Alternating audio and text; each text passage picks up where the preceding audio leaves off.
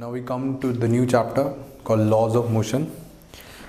ये चैप्टर पूरी फिज़िक्स का बहुत बेसिक चैप्टर है. इसके बिना पूरी फिज़िक्स अधूरी है और इस चैप्टर को अच्छे से करना बहुत ही ज़्यादा ज़रूरी है. अब लॉज ऑफ मोशन के अंदर जो स्टार्ट करते हैं हम, सबसे बेसिक चीज़ है फोर्सेस. अब फोर्सेस कितनी तरह की होती हैं. एक होती है field force. Field force actually क्या होती है कि जब दो बॉडीज़ कांटेक्ट में नहीं होती बट फिर भी एक दूसरे पे फोर्स लगा रही होती है, जैसे कि आपकी ग्रेविटेशनल फोर्स. ये वो फोर्स होती है जिससे अर्थ जो है वो बॉडी को पुल कर रही है. That is actually your weight. जो आपका वेट है वो एक फील्ड फोर्स के अंदर आती है, क्योंकि जो धरती है वो आपको खींच रही है किसी फोर्स से, लेकिन उन दोनों के बीच में कांटेक्ट नहीं है बट फिर भी वो खींचती है. तो ये फील्ड फोर्स होती है. इसी का एक एग्जाम्पल है इलेक्ट्रोस्टैटिक फोर्स, जो आप बाद में पढ़ेंगे. Now we come to contact force. Contact force are those forces which occur when two bodies are in contact with each other, जिसके अंदर आती है एक नॉर्मल रिएक्शन फोर्स और एक फ्रिक्शनल फोर्स, जो कि आपने काफ़ी बार पढ़ी होगी पहले. नॉर्मल रिएक्शन फोर्स हम अभी आगे चैप्टर्स में पढ़ाएंगे. थर्ड टाइप की आती है जब attachment to another body. Contact में तो ये दोनों कॉन्टैक्ट में होते हैं, but attachment to another body के अंदर ये किसी एक चीज़ से एक दूसरे से जुड़े होते हैं. जैसे कि दो पत्थरों के बीच में धागा बंधा हुआ है, तो वो होती है अटैचमेंट टू अनदर बॉडी. जैसे ये है एक बॉडी और ये एक बॉडी है, ये दोनों और ज़मीन पर हैं. तो ये जो है ये अटैचमेंट टू अनदर बॉडी है, क्योंकि ये एक स्ट्रिंग से कनेक्टेड है. Now let us come to another very important concept in this chapter, which is free body diagram. Now what is free body diagram?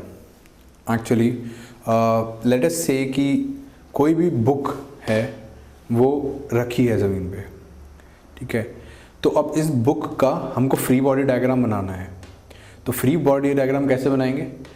एक उस कुछ भी साइज़ की हमने एक बॉक्स बना दिया. अब इसके अंदर इस बुक के ऊपर जो जो फोर्सेस लग रही हैं हम वो इसमें शो करते हैं उनकी डायरेक्शन के अंदर. जैसे कि एक तो बुक का लेट अस से कि उस बुक का मास m है. अब जो फोर्स लग रही होगी, जो फोर्स ये इस फ्लोर पे एक्सर्ट कर रहा होगा, वो होगी mg. अब जो धरती है वो भी इसके ऊपर एक फोर्स लगाती है, जिसको हम कहते हैं नॉर्मल रिएक्शन फोर्स. तो ये दोनों फोर्सेस हमने दिखाई. जैसे बुक एक इस पे पड़ी है, तो जो नॉर्मल रिएक्शन फोर्स होगी वो धरती इसके ऊपर की साइड लगा रही होगी. तो जो ऊपर की साइड लगाती है इसको नॉर्मल रिएक्शन फोर्स कहते हैं. और एक बुक जो इसके ऊपर जो फोर्स लग रही है नीचे की तरफ, वो है इसका मास इनटू ग्रेविटी.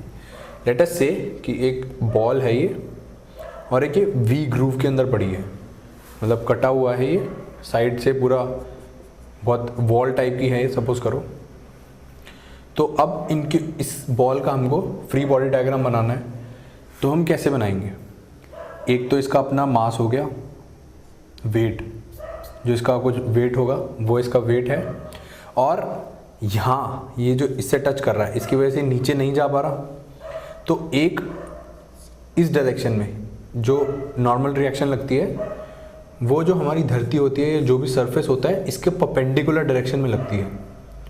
तो ये इसके परपेंडिकुलर डायरेक्शन में लगी है एक यहाँ पे फोर्स, और एक ये वाला जो सरफेस है ये इस पे एक्सर्ट कर रहा है इस डायरेक्शन में. तो ये होती है N2. ये एक नॉर्मल रिएक्शन होगी, एक नॉर्मल रिएक्शन ये होगी, और एक इसका मास हो गया. तो ये इसका कंप्लीट फ्री बॉडी डायग्राम हो गया. फ्री बॉडी डायग्राम को हम लिखते हैं शॉर्ट फॉर्म में FBD.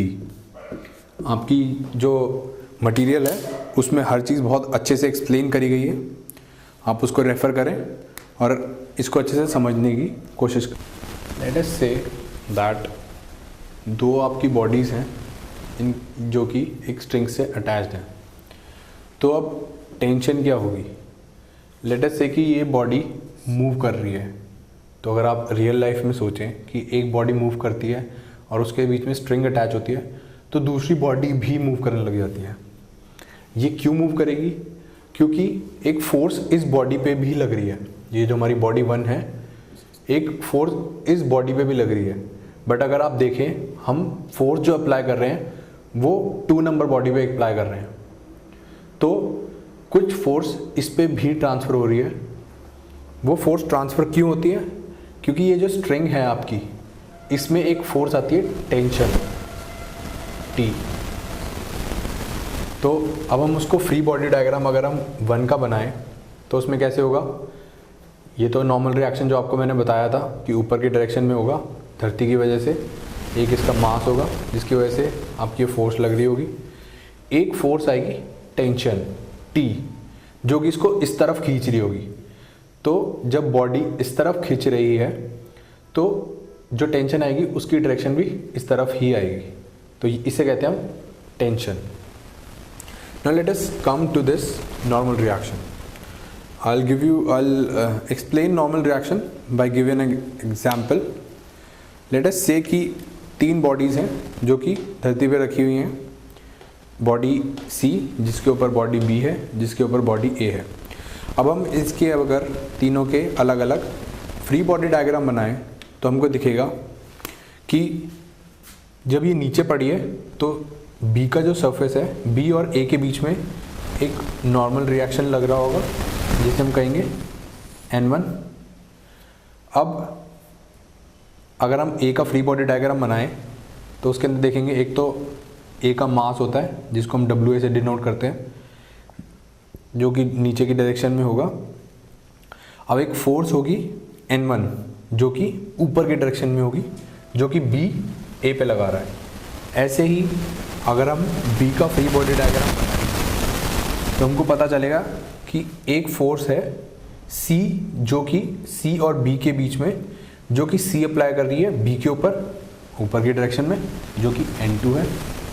और ऐसे ही एक फोर्स है, वही वाली फोर्स N1 जो A अप्लाई कर रहा है B पर। अब जो हमारी नॉर्मल रिएक्शंस होती हैं वो 2 सरफेसेस के बीच में होती हैं और इन दोनों के परपेंडिकुलर लगती हैं। तो जितनी फोर्स B A के ऊपर अप्लाई कर रहा है उतनी ही फोर्स A B के ऊपर अप्लाई कर रहा है। तो जब हम free body diagram of B देखें तो एक तो N2 होता है जो कि ब्लॉक C अप्लाई करेगा B पर, और एक उसका अपना मास जो कि WB है, प्लस एक नॉर्मल रिएक्शन N1 जो कि A अप्लाई कर रहा है B पर। अब जब हम देखें free body diagram of C तो उसके अंदर हमको दिखेगा कि एक तो फोर्स है N3 जो कि जो ग्राउंड है वो C के ऊपर लगा रही है ऊपर के डायरेक्शन में। एक उसका अपना मास है जो कि है WC, और एक फोर्स है N2 जो कि B लगाती है C पर।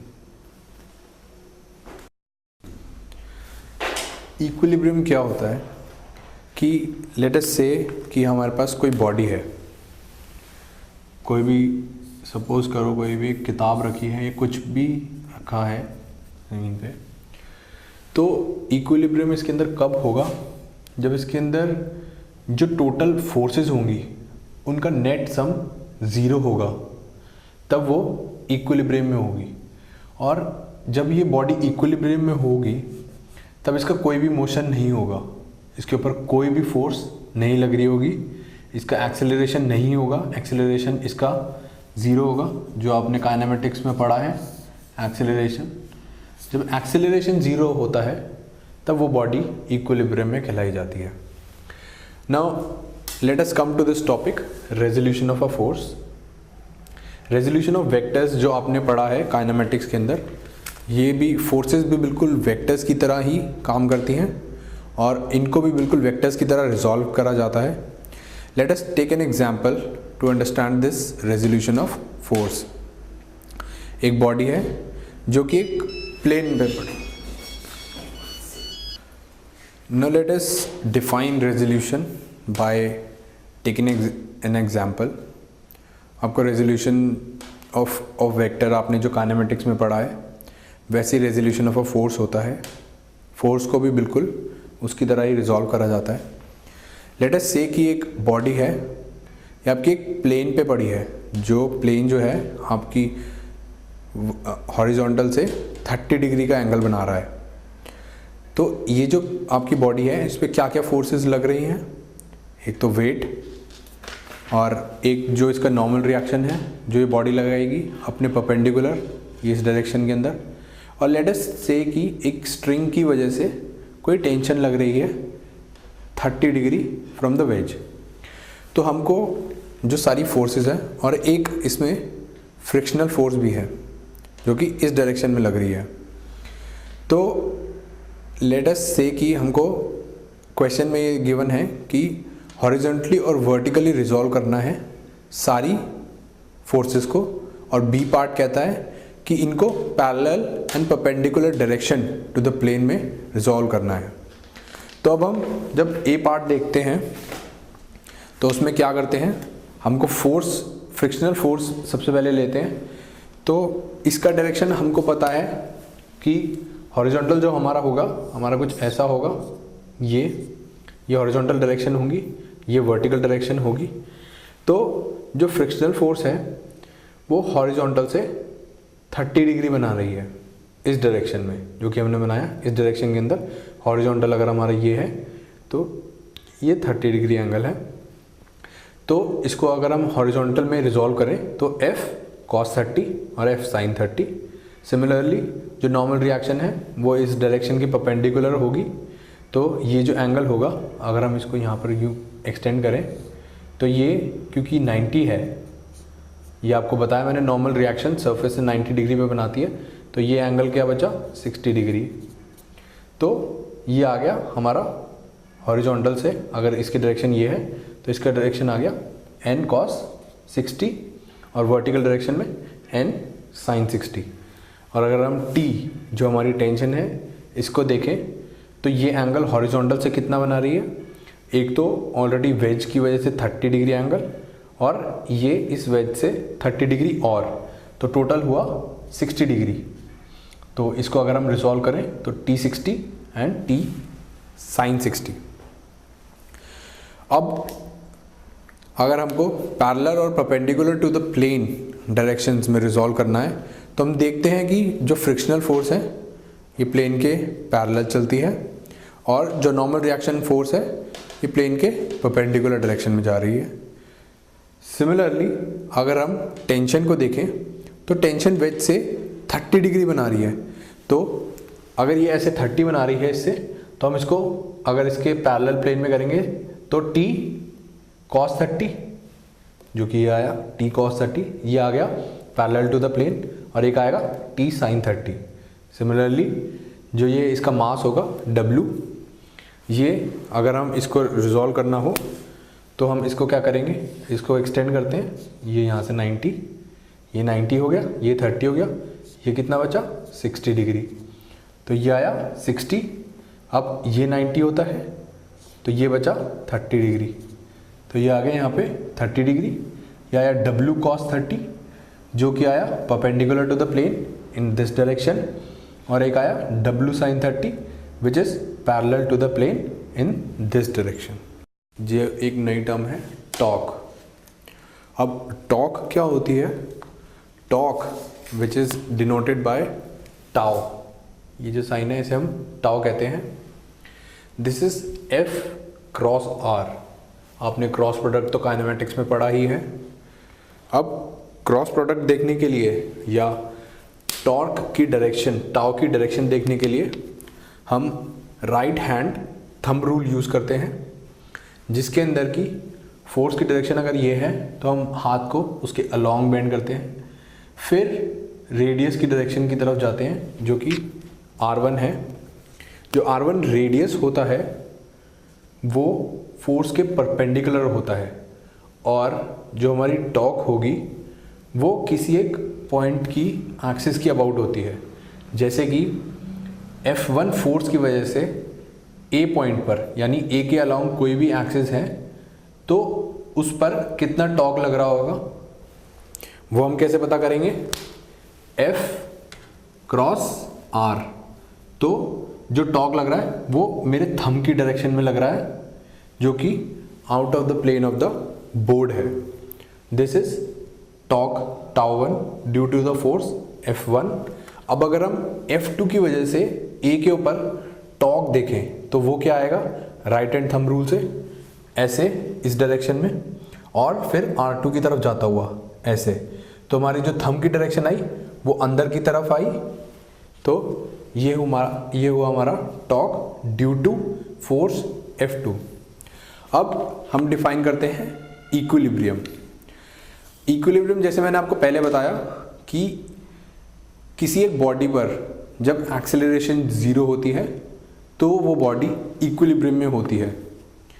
तो इसका मतलब है कि उसके ऊपर जो फोर्सेस x डायरेक्शन में है और जो y डायरेक्शन में है उनका सम 0 होगा। जैसे कि ये एक बॉडी है, अगर इस पे एक यहाँ पे लेट अस से कि F1 लगती है और ये F2 लगती है, तो अगर ये देखें कि इन दोनों का जो मैग्नीट्यूड है, लेट अस से कि ये F है और ये F है, तो ये बॉडी कहाँ जाएगी, ये कहीं नहीं जा पाएगी क्योंकि दोनों तरफ से इक्वल फोर्स लग रही है। अगर हम देखें कि ये जो है ये डस्टर है, अगर हम इसको दोनों तरफ से इक्वल फोर्स से खींचे तो ये यहीं रुका रहेगा, तो ये जो है ये इक्विलिब्रियम में है। लेकिन अब ये तो हो गई आपकी एक्स एक्सिस के अलोंग, ऐसे ही एक वाई एक्सिस के अलोंग होगी। अब जैसे मैंने इसको पकड़ रखा है तो मेरा जो हाथ है वो इतनी फोर्स लगा रहा है जो कि उसके वेट के इक्वल है, इस डस्टर के वेट के इक्वल है। इस वजह से ये ना ऊपर जा पा रहा है ना नीचे आ पा रहा है। तो ये हो गया forces in Y direction are also 0 summation. ये जो टर्म होती है समीशन कहलाती है। समीशन मतलब इसका सम प्लस इसका सम और वेक्टर्स में ऐड करने पर, तो वो भी 0 है। अब इक्विलिब्रियम के लिए एक और हमने टर्म डिफाइन करी, summation of tau, that is summation of torque about the axis is equals to 0। ये कब होगा, जैसे इस केस में हमने बताया कि इस फोर्स की वजह से जो टॉर्क आ रहा है टाउ 1, ये आ रहा है F1.R1, और इस फोर्स की वजह से जो टाउ आ रहा है वो आ रहा है tau 2 is equals to F2 into R2 into, अब अगर F1R1 is equals to F2R2 होगा तो इस पॉइंट पर जो टॉर्क लग रही होगी वो 0 होगी। अब टॉर्क किसी भी एक फोर्स की वजह से, लेट अस से कि यहाँ पर ये जो फोर्स है ये F2 नहीं होती, ये नहीं होती, तो पॉइंट A पर टॉर्क की कुछ वैल्यू होती जो कि इक्वल होती इस टाउ 1 के। लेकिन अगर हम ये कहें कि जो F1 है वो अगर इसी के थ्रू पास करती, यानी कि R1 की वैल्यू 0 होती, तो टाउ 1 की वैल्यू क्या होती, ये अगर 0 है तो ये भी 0 हो जाती।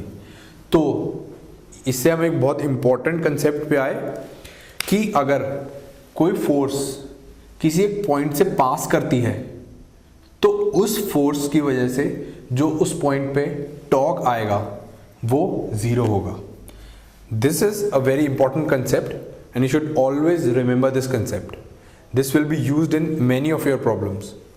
Now let us come to a very important and a very tough example from your booklet. Question में given है कि let us say कि ये आपके एक वॉल है और ये ग्राउंड है और हमने एक ऐसे ना 30 डिग्री एंगल पे एक रॉड रख दी. तो अब ये जो रॉड है ये हमारी इक्विलिब्रियम के अंदर है. अब इक्विलिब्रियम का अगर आपको याद हो तो मैंने आपको क्या बताया था कि forces in the x direction, late us say कि ये एक्स डायरेक्शन है तो इस डायरेक्शन के अंदर 0 होनी चाहिए. Forces in the y direction should be 0 और जो बॉडी का टॉर्क है अबाउट एनी पॉइंट वो 0 हो. तो अब हम कहते हैं कि लेट अस स्टार्ट की हमको फाइंड करना है एक तो फ्रिक्शनल फोर्स, एक जो normal reaction at point A, normal reaction at point B. तो अब हम सोल्यूशन पे आते हैं. सबसे पहले summation of all the forces in the x direction should be equal to 0। अब जब हम रॉड रखी हुई है तो ये एक पॉइंट कांटेक्ट है, लेटर। तो अब हम देखते हैं कि ये जो बॉडी अगर यहाँ पे रखी हुई है तो एक पॉइंट ए है, इस पर एक नॉर्मल रिएक्शन लग रहा होगा क्योंकि ये बॉडी इस सरफेस पे कांटेक्ट में है। तो जो नीचे वाला सरफेस है इसकी परपेंडिकुलर डायरेक्शन में ऊपर की तरफ एक नॉर्मल रिएक्शन लगेगा, एन ए सपोज करो इसकी वैल्यू है। ऐसी एक वॉल की तरफ से नॉर्मल रिएक्शन लगेगा in this direction which will be N B. एक रॉड का अपना मास होगा जो कि इसके सेंटर से पास करता है। आप याद रखें कि जितना भी मास होता है किसी भी बॉडी का वो उसके सेंटर से पास करता है। जब भी हम इसका फ्री बॉडी डायग्राम बनाएंगे या कोई भी डायग्राम बनाएंगे तो हमेशा जो इसकी मास की वैल्यू है, जो मास की वजह से दो फोर्स लगती है, वो हमेशा इसके सेंटर से पास करती है। और एक फ्रिक्शनल फोर्स है एफ ए जो कि इस डायरेक्शन में अप्लाई हो रही है और हमको फ्रिक्शन फोर्स की वैल्यू निकालनी है। तो जब हमको ये पता है कि ये इक्विलिब्रियम में है तो forces in the x direction should be 0। अब फोर्सेस एक्स डायरेक्शन में क्या क्या है, एक तो फ्रिक्शनल फोर्स। अब जैसे कोई भी बॉडी है जो ऐसे रखी हुई है तो जो मेरा हाथ है और ये जो चीज़ है इसके बीच में एक फ्रिक्शनल फोर्स होती है जो इसके इधर मूव करने से रोकती है, वरना ये इधर जाता। तो ये जो फोर्स जो रोकती है इसको फ्रिक्शनल फोर्स बोलते हैं। और इस बॉडी के ऊपर ये फ्रिक्शनल फोर्स कहाँ लग रही होगी, इस डायरेक्शन में, वरना ये मास की वजह से इधर स्लिप हो जाता। तो ये हो गई हमारी फोर्स, फ्रिक्शनल फोर्स की डायरेक्शन। अब जब हम देखते हैं कि हॉरिजॉन्टल डायरेक्शन में क्या क्या है फोर्सेस इस बॉडी के ऊपर, रॉड के ऊपर, पूरी रॉड के ऊपर कौन कौन से फोर्सेस है, एक तो बस एन बी लग रहा है जो कि इस डायरेक्शन में है, एक एफ ए लग रहा है जो कि इस डायरेक्शन में है। तो जब हम इनका सम करेंगे तो क्या आएगा, एन बी जो कि इस डायरेक्शन में पॉजिटिव है, जो हमारा पॉजिटिव एक्स डायरेक्शन इस साइड है, तो इसको लिखेंगे N B minus F A. Minus F A क्यों आया, क्योंकि जो एफ ए की डायरेक्शन है वो एक्स के अपोजिट डायरेक्शन में है। तो N B minus F A equals to 0। तो अब हम अगर एफ ए को उधर ले जाएं तो आएगा N B is equals to F A. Similarly जब हम इनकी फोर्सेस की वाई डायरेक्शन में देखते हैं तो वो आएंगी एन ए जो कि ऊपर पॉजिटिव डायरेक्शन में है, तो आया एन ए की वैल्यू। एक आई डब्ल्यू जो कि नेगेटिव वाई डायरेक्शन में है, तो जब नेगेटिव वाई डायरेक्शन में होगी तो ये आएगी N A minus W which will be N A equal to W. अब एक आया हमारी टर्म टॉक, टाउ। अब जो टॉक है उसको कैलकुलेट करने के लिए हम किसी भी पॉइंट के पर देख सकते हैं टॉक की वैल्यू। लेटर से हम ओ पे भी देख सकते हैं, हम इसको ए पे भी देख सकते हैं, इसको बी पे भी देख सकते हैं। किसी भी पॉइंट पर हम देख सकते हैं जो हमारे लिए इजी लगे, हमको वो पॉइंट सूट करना लेना चाहिए। अब अगर हम इस पॉइंट पर देखें ओ के अकॉर्डिंग तो एफ ए जो है वो ओ से ही पास कर रहा है, तो एफ ए की वजह से कोई टॉक नहीं आएगा, ये मैंने अभी आपको बताया था। एक है नॉर्मल रिएक्शन जो कि अपवर्ड डायरेक्शन में है, तो इसकी वैल्यू कितनी आई, एन ए की वजह से, एन ए की वजह से एन ए इंटू लेटेस्ट से कि इसकी जो लेंथ है वो है 12, ये जो है इसकी लेंथ है टोटल 12, तो ये आई 12 cos 30, ये जो ये इतना distance N A into this distance, this will be N A into 12 cos 30। एक फोर्स आएगी एन बी की वजह से विच will B this torque due to about point O due to Na will be in the positive direction, that is out of the plane of the paper। अब NB की वजह से ये negative direction के अंदर आएगी क्योंकि NB ऐसे है और ये नीचे जाएगी इस डायरेक्शन के अंदर NB इंटू दिस, तो ये कितनी वैल्यू है 12 इंटू साइन 30 ये, और ये negative into the plane of the paper है। जो भी टॉर्क की value into the plane of the paper होती है उसको नेगेटिव लिया जाता है, और जो out of the plane of the paper होती है उसको पॉजिटिव लिया जाता है। ऐसे अगर हम W की वैल्यू देखें, W जो कि नीचे है, नीचे की तरफ जा रही है, और इसका जो O से डिस्टेंस है वो इस साइड है, तो ये भी into the plane of the paper आई W इंटू, अब क्योंकि ये सेंटर से है तो इसका सेंटर कहाँ पर होगा, इसके L डिस्टेंस पे, तो अब जब हम इसको ये वाली देखेंगे कितनी डिस्टेंस है, तो ये आई L cos 30 जो कि है ये। तो अब हमने इसको सिंप्लीफाई कर दिया, cos 30 और sin 30 की वैल्यूज हमने डाली और L से L तीनों उसमें कट गया, तो हमारे पास फाइनली क्या बचा, √3 NA minus NB minus √3/2 W is equals to 0। अब जब हम इन तीनों इक्वेशंस को सॉल्व करेंगे, इन तीनों इक्वेशंस को अगर हम सॉल्व करेंगे तो हमारे पास फाइनली आएगा FA इक्वल्स टू √3/2 W। वो कैसे, NA की वैल्यू हम डालते हैं यहाँ पे W, तो और NB की वैल्यू डालते हैं FA। तो इसको अब अगर हम उधर लेके जाते हैं तो ये यहाँ पर बचेगा √3/2 W। सिमिलरली आप इसको कैलकुलेट कर सकते हैं। अब हम आते हैं लामीज थ्योरम पे। ये थ्योरम याद होनी चाहिए हमेशा, ये बहुत ही ज़्यादा जगह काम आती है। This is a very important theorem, ये आप मैथ्स में भी पढ़ेंगे। ये थ्योरम क्या कहती है कि लेट अस से कि एक पॉइंट है O और उसके क्रॉस 3 फोर्सेस पास हो रही हैं, एक F1 इस डायरेक्शन में, एक F2 इस डायरेक्शन में, एक F3 इस डायरेक्शन में। अब F1 और F3 के बीच में कुछ एंगल है, F1 और F2 के बीच में कुछ एंगल है और F2 और F3 के बीच में कुछ एंगल है। तो ये क्या थ्योरम कहती है कि F1 upon sine alpha, alpha क्या है, F1 जो है एक तो 2 एंगल से कनेक्टेड है, एक तो गामा और एक बीटा, इस एंगल को बीटा कहते हैं। ये 2 एंगल से कनेक्टेड है। तो जो तीसरे एंगल से कनेक्टेड नहीं है, ये जो थ्योरम है ये सिर्फ 3 फोर्सेस की थ्योरम है। जब 3 फोर्सेस एक पॉइंट पे लग रही होती हैं, ये थ्योरम सिर्फ तब ही यूज होती है। तो F1 अपॉन साइन अल्फा जो इसके अपोजिट एंगल है, तो F1 upon sine alpha is equals to F2 upon sine beta, ये इसके अपोजिट एंगल है, and F3 upon sine gamma. तो ये तीनों टर्म्स इक्वल होती हैं। This theorem is very important, ये भी काफ़ी जगह काम आएगी, ये हमेशा याद रखें। Now let us come to this example of a booklet. इसमें क्या दे रखा है कि एक यहाँ पे रिंग है जो इस सर्कुलर पाथ से अटैच्ड है with the use of a spring. अब स्प्रिंग की फ्री लेंथ दे रखी है 3r/4। फ्री लेंथ क्या होती है, जब स्प्रिंग को अगर हम खुला छोड़ दें तो वो कितनी लेंथ में होती है, उस वक्त वो कोई किसी पे फोर्स एक्सर्ट नहीं करती, अगर वो उतनी ही लेंथ में हो तो वो होती है फ्री लेंथ। और हमको दे रखा है कि स्प्रिंग कांस्टेंट जो है K, वो दे रखा है mg/r, हमको दे रखा है। और यहाँ पे रिंग जो है उसकी मास दे रखी है, mass is equals to m। Now we have to draw the free body diagram of the ring and also calculate the tangential acceleration of the ring and the normal reaction of the ring। अब अगर हम इस ring का यहीं पर free body diagram बनाएं तो क्या होगा, एक तो इसका मास होगा नीचे की तरफ, एक स्प्रिंग फोर्स लग रही होगी क्योंकि ये थोड़ा कंप्रेस हो गई है अपने उसकी वजह से, और एक नॉर्मल रिएक्शन जो कि ये जो सरफेस है, ये वाली जो सरफेस है यहाँ पर इसके परपेंडिकुलर हो। तो इसके परपेंडिकुलर कब होगा, जब ये जो इसकी जो यहाँ पे टेंजेंट है इसके परपेंडिकुलर होगा तब।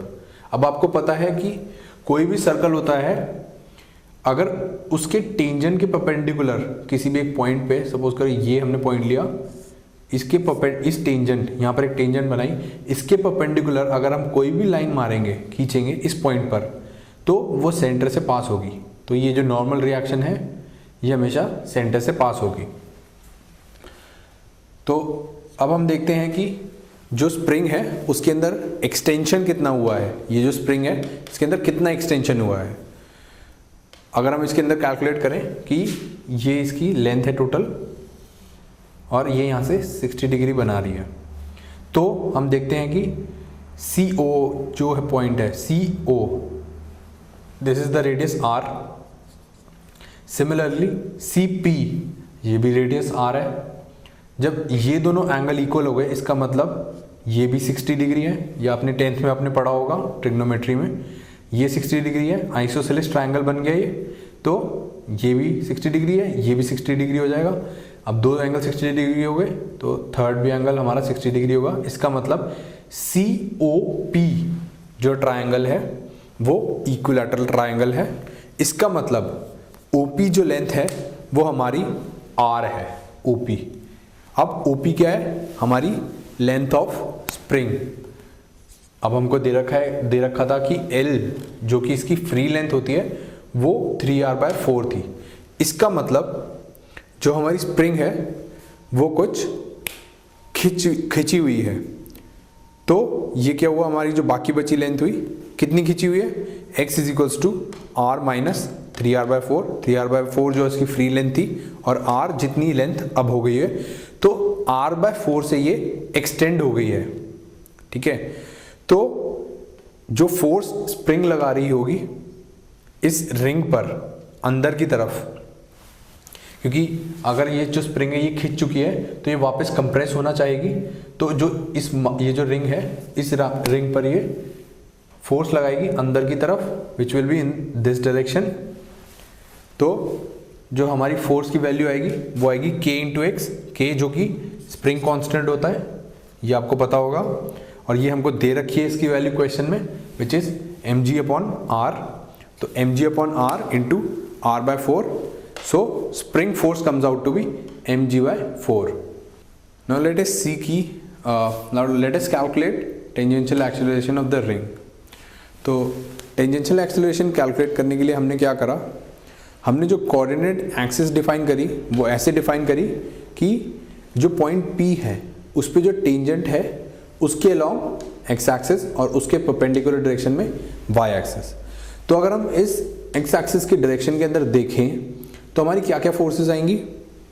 एक तो फोर्स F जो कि आएगी F sin 60, और एक आएगी mg और वो आएगी mg, अगर हम इस डायरेक्शन के अंदर देखें तो mg cos 60 आनी चाहिए, और इस डायरेक्शन के अंदर इसके परपेंडिकुलर तो आएगी mg sin 60। तो fx की वैल्यू क्या हुई? f sin 60 plus mg sin 60, और हमने fx की वैल्यू f की वैल्यू ऑलरेडी निकाली थी mg/4। अब अगर हम इसकी वैल्यू यहाँ पे डालें और sin 60 की वैल्यू निकालें तो टोटल सम आता है 5√3/8 mg। 80 की वैल्यू क्या होगी? अब 80 की वैल्यू क्या होगी? टेंजेंशियल डायरेक्शन के अंदर हमसे पूछी गई है, वो होगी fx/m। ये आपको न्यूटन्स लॉ से पता चलेगा, ये अभी हम आपको आगे पढ़ाएंगे। तो 80 की वैल्यू आई 5√3/8 × g। अब अगर हमको नॉर्मल रिएक्शन की वैल्यू कैलकुलेट करनी है तो हमको पता है कि Fy जो होगा वो 0 होगा, यानी इस डायरेक्शन के अंदर, यानी अगर हम इसको छोड़ दें यहाँ पर रिंग को, तो इस डायरेक्शन के अंदर, ये जो डायरेक्शन में है इस डायरेक्शन के अंदर इस रिंग का कोई मोशन नहीं होगा। It will be all in the x direction. तो Fy की वैल्यू 0 है, देयरफॉर n जो आया हमारा n, ये है n y डायरेक्शन के अंदर, n plus f cos 60, f cos 60 इस डायरेक्शन में जाएगा और mg cos 60 इस डायरेक्शन में जाएगा। तो ये दोनों इक्वेट हो जाएंगे, n plus f cos 60 is equals to mg cos 60। अब अगर हम इधर f की वैल्यू डालें और इस टर्म को अगर हम राइट हैंड साइड पे ले जाएं तो क्या आएगा? n is equals to 3mg/8। अब इधर अगर आप साइन कन्वेंशन देखें तो क्या होता है कि जो सिमिलर डायरेक्शन के अंदर है, सपोज करो ये जो y है, अगर ये पॉजिटिव y वाली जो वैल्यूज़ हैं, ये जो हमने डिफाइन करा कि अगर जो फोर्सेस हैं y इस डायरेक्शन के अंदर है तो वो वाली पॉजिटिव होती है, लेकिन अगर नेगेटिव डायरेक्शन के अंदर है तो वो नेगेटिव होती है। तो हम क्या करते हैं कि पॉजिटिव डायरेक्शन वाली फोर्सेस को नेगेटिव डायरेक्शन वाली फोर्सेस से इक्वेट कर देते हैं। तो पॉजिटिव डायरेक्शन वाली फोर्सेस कौन कौन सी हैं? एक तो n जो इस साइड है, प्लस f cos 60, अगर हम इसको ऊपर लें तो ये भी इस डायरेक्शन के अंदर आएगी, वो आएगी f cos 60।